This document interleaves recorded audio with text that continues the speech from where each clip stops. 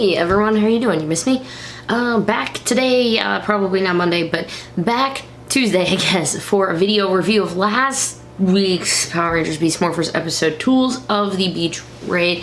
Not gonna, go too far into this, guys. I know the episode's already like 2 weeks old, so I just want to talk about my feelings on the episode, kind of what I thought going forward, some fun big things that happened, and guess get prepped in because we have Real Steel that I also need to review. I actually need to watch again. I've only gotten to watch it once, so I need to watch it a few more times and then get that review up to you. So that's another video coming this week. Hopefully if I can get my comic book, let that comic review out. But Ranger Stop just announced another awesome guest. Nick played Chip Yellow in Mystic Force, so I'm definitely be doing another Ranger Stop video soon, and working even more behind the scenes on being able to upgrade some equipment, on making my videos better and faster for me to make for you. So with all of that said, let's get to the review, Tools of the Betrayed. In this episode, when we first start off, it's Ravi and Zoe have their eyes closed. Sorry, Rory Travis.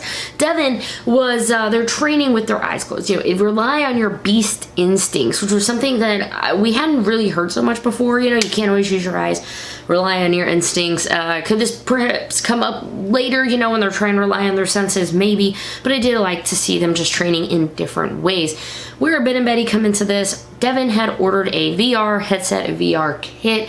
I mean, Oculus Rifts, man, they are not cheap. I know this was not obviously that brand, but he said in it, and again, I love like the little spare lines that they don't have to include, but they do.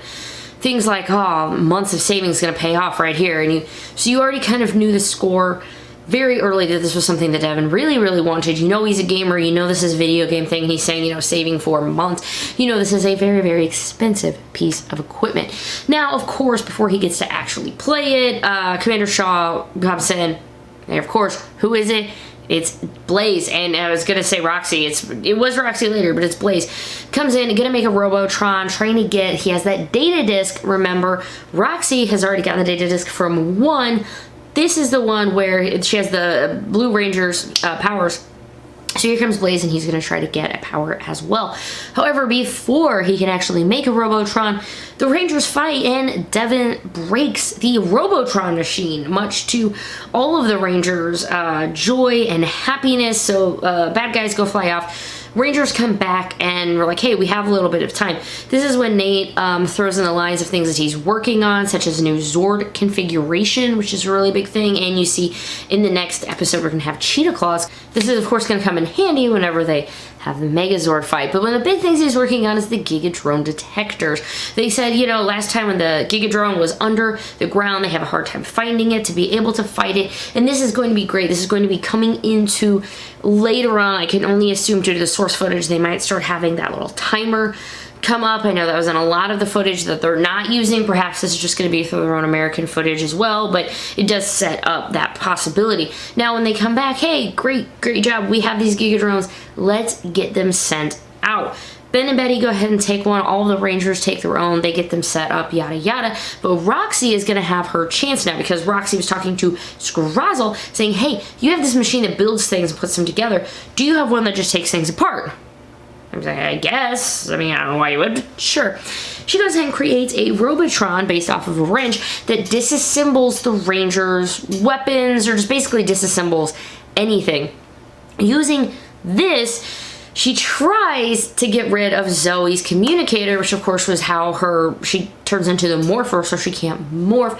Bounces off of the door and destroys the Gigadrone detector.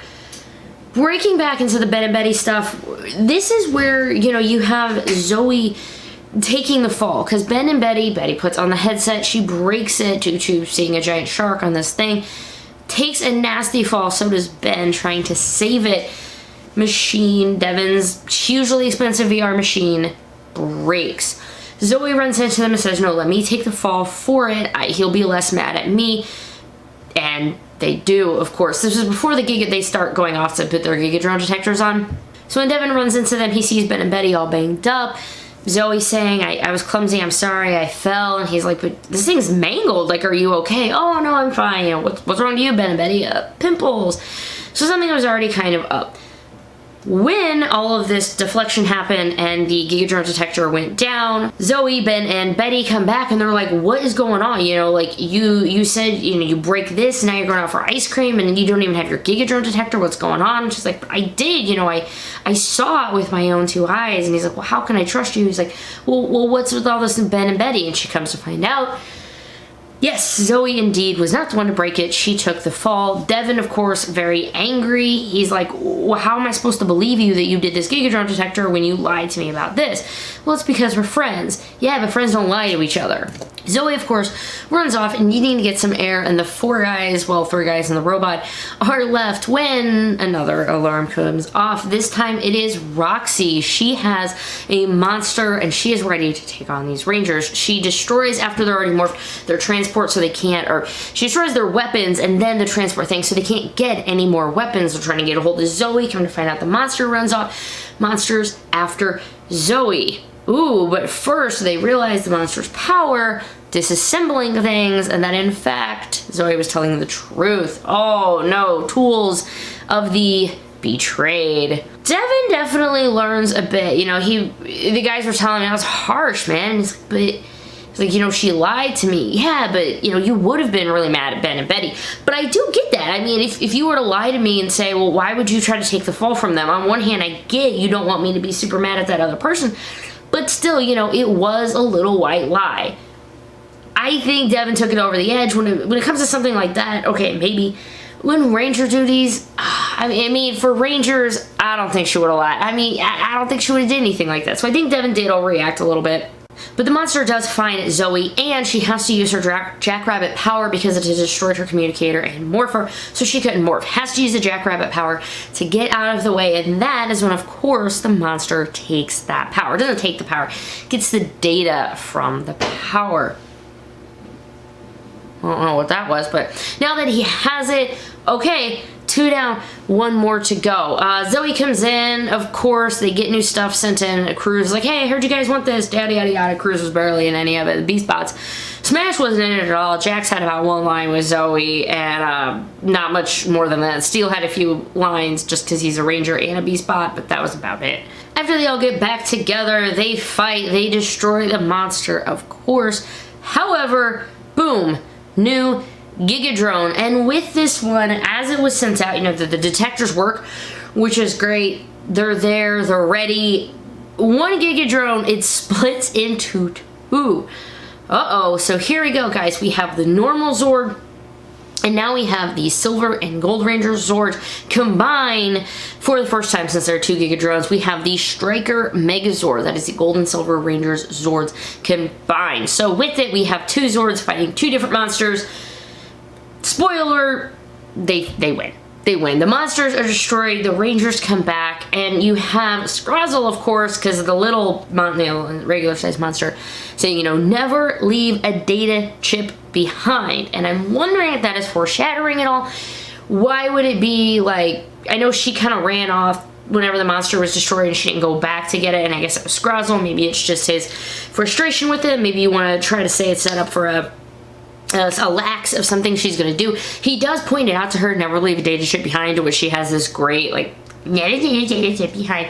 I love it. She just brings so much to this role in so many different ways. It's great. Oh, shout out Liana Ramirez. She has a brand new book. Yeah, she also is an author. She's been writing this story for a very, very long time, and it is out now, and if I remember, I will have a link to Amazon to it. I'll have more information below, so I don't want to lose completely track of all of this, but she does have a book that is out now, and I will have it. It is more of like a fiction, I don't say like young adult fiction. It was like 17-year-old and Egyptian stuff, so go from there on it. But Scrazzle has to go clean up her dirty work, and by dirt, I mean literally get the data chip out of a pile of dirt. The monster turned into a pile of ash. So now that they have that, they have 2 out of 3 powers, meaning, you know, Blaze is going to be hungry trying to get that last one so he can at least have something to show Evox that he can be the one to get that power, because Roxy has 2, Blaze has none, and only 1 more left to go. You can't win, but you can at least get a very nice participation trophy if you do a great job. The Rangers at the end, of course, they all make up. Devin and Zoe, he gets her a cinnamon carrot frosty or smoothie or something. So they're drinking that. He's like, you know, friends always, I'm sorry I was so harsh on you. He's like, you know, you were right. I would have been really mad at Ben and Betty. She's, you know, I'm sorry too. Even a little lie can breach that trust, and which is understandable. I'm glad that they didn't just say, oh, Devin, you were completely wrong. She does understand that what she did was wrong to an extent, and anything that could break trust in something like a Power Ranger team where you have to rely on your teammates is a big deal in some way, but at the end they reconciled. Of course, Ben and Betty come in at the end with Nate because guess what, guys? They fixed the VR headset. I'm glad Nate could. I mean, at first we were like, it's broken. Like, come on, they got all this tech. Like, they could probably fix it, right?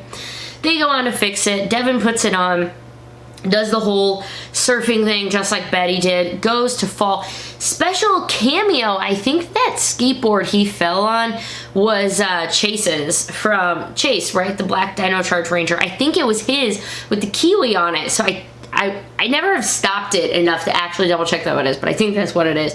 But they all make up. Devin's, of course, falling on it. The thing goes flying, and Ben and Betty dive, arms outstretched. No, she tried to catch it, to which they do, saving the headset and the day, and I guess getting a little bit of vindication back that it's easy to make that mistake. Seriously, I don't know why Devin would do that. I get he was excited, but I have an Oculus Rift, and it no, what do I have? Do I have a Rift Oculus? I don't remember exactly what it is, but I can play Beat Saber on it. But they tell you to have a lot of room, okay? And he wasn't really following the rules, so Devin, you're lucky Ben and Betty saved your butt. Overall, villains, of course, they're doing awesome. Scrozzle's assisting them. Again, just saying, like, without my technology, you guys would be hoes. Like, you should be nicer to me. I think they should. But he gets them set up. Roxy is killing it, man, every single time. She has good plans. She has, well, and you know, when she had to destroy whatever, she found Ben and Betty first, but she's just waiting. She's like, okay, it's the two not Rangers. Well, obviously the Rangers will show up again. So she waited for them patiently. She has a plan. She's not that reckless, and she's ruthless. And, I wish I could have a Roxy cosplay by Ranger Stop, but that's not gonna happen. But I am super blonde right now, if you guys have noticed. My hair is becoming lighter and lighter and lighter, and I don't know what color it's gonna end up by Ranger Stop, but we shall see. So I'm gonna let you guys go on this one. I maybe can at least get some work going on the next video, trying to get some more content pushed out for you guys. It's gonna be a really awesome week, Ranger Nation.